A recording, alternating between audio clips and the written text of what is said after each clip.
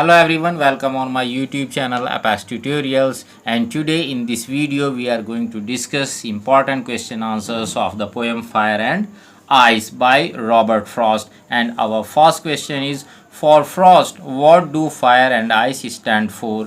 यानी फ्रॉस्ट के according, Frost के मुताबिक फायर और आइस उसने किस मीनिंग में लिए हैं? The word fire stands for desire. Word fire जो लिया गया है वो डिज़ायर यानी इच्छा के लिए लिया गया है। In the poem it indicates all types of greed and lust. इस पोएम के अंदर ये इंडिकेट करता है यानी इशारा करता है, संकेत देता है किस चीज़ का? हर तरह के ग्रीड यानी लालच और हवस का। In today's world mankind's greed is endangering the very existence of the planet अर्थ।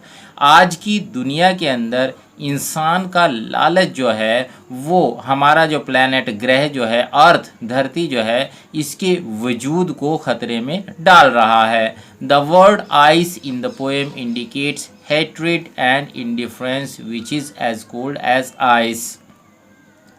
और जो वर्ड आइस लिया गया है वो नफ़रत के लिए यूज़ किया गया है और इनडिफरेंस यानी उदासीनता के लिए यूज़ किया गया है, which is as cold as ice. और ये दोनों चीज़ें ऐसी ही ठंडी होती हैं जैसा कि बर्फ़ यानी ice. Now we move to our next question.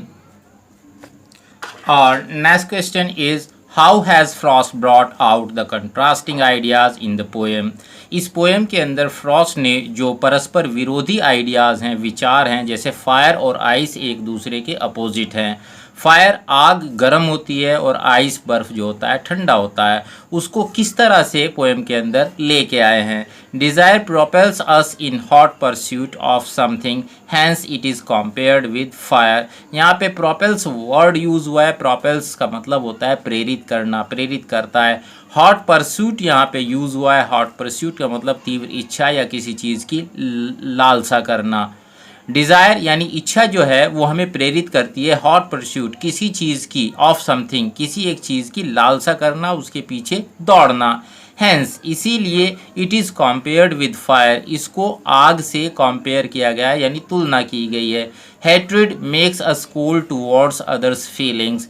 Hatred नफ़रत जो होती है हमें दूसरों की भावनाओं के प्रति क्या कर देती है? ठंडा कर देती है, यानी हमें दूसरे की भावनाओं की ना कदर होती है, ना हम उसको महसूस करते हैं।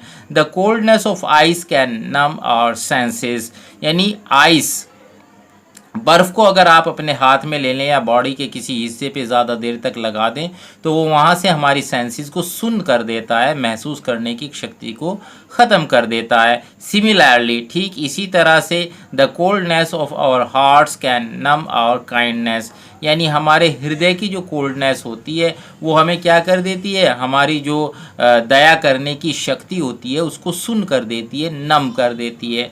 That is why hatred has been compared with ice, इसीलिए हेट्रेड को, नफ़रत को जो है आइस से, बर्फ़ से उसकी तुलना की गई है। Now we move to our next question. और next question is, write down the two different views about the end of the world, यानी दुनिया कैसे ख़त्म होगी, उस ख़त्म होने के बारे में भिन्न भिन्न जो दो विचार हैं उनको लिखिए। There is a debate that is going on about the end of the world, एक बड़ी बहस जो है इस बात को लेकर के छिड़ी हुई है कि दुनिया का अंत किस तरह से होगा। People say that the world will end in fire और इन आइस, लोग या तो ये कहते हैं कि ये दुनिया आग से ख़त्म होगी, या फिर ये कहते हैं कि बहुत सारी बर्फ़ पड़ेगी और ये दुनिया ख़त्म हो जाएगी। वर्ल्ड इज़ ट्रांजिटरी, दुनिया जो है वो ख़त्म हो जाने वाली है, नश्वर है यानी समाप्त हो जाने वाली है, हमेशा रहने वाली नहीं है, अस्थायी है, टेम्परेरी है।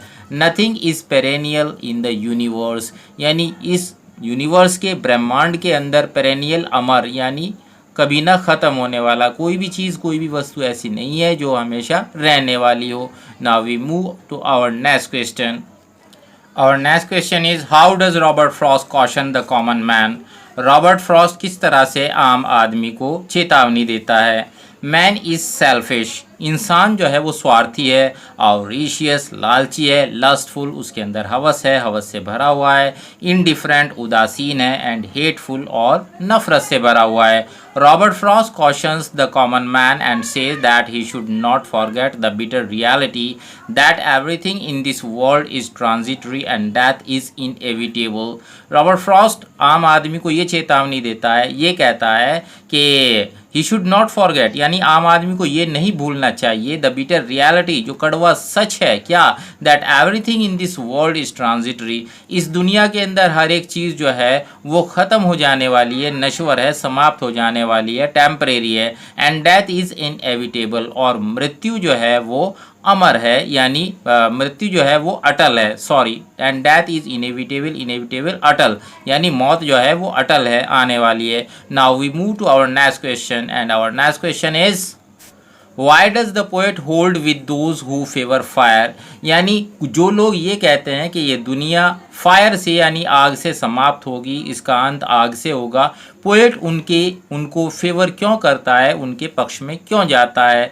The poet take side with those who believe that the world will be destroyed by fire, यानी पोएट कवि जो है वो उन लोगों के साथ इसलिए जाता है, दोज हु बिलीव जो ये विश्वास करते हैं कि the world will be destroyed by fire, यानी ये दुनिया जो है तबाह होगी, नष्ट होगी आग से, तो पोएट उनके साथ ही जो है फेवर में जाता है, उनकी साइड, उनका पक्ष लेता है। Frost connects fire with desire, Frost connects fire यानी आग को डिज़ायर से, इच्छा से जोड़ता है। According to the poet, poet के according, desire is powerful and would be a quick end, desire इच्छा जो है, इच्छाएं जो हैं, महत्वाकांक्षाएं जो हैं वो पावरफुल होती हैं, शक्तिशाली होती हैं, and would be a quick end, और जो जल्दी से जिनका अंत हो जाता है। Moreover the fact that he has had personal experience with desire leads him to first conclude that the world will end in fire, और इससे भी अधिक ये है कि द फैक्ट, तथ्य ये है,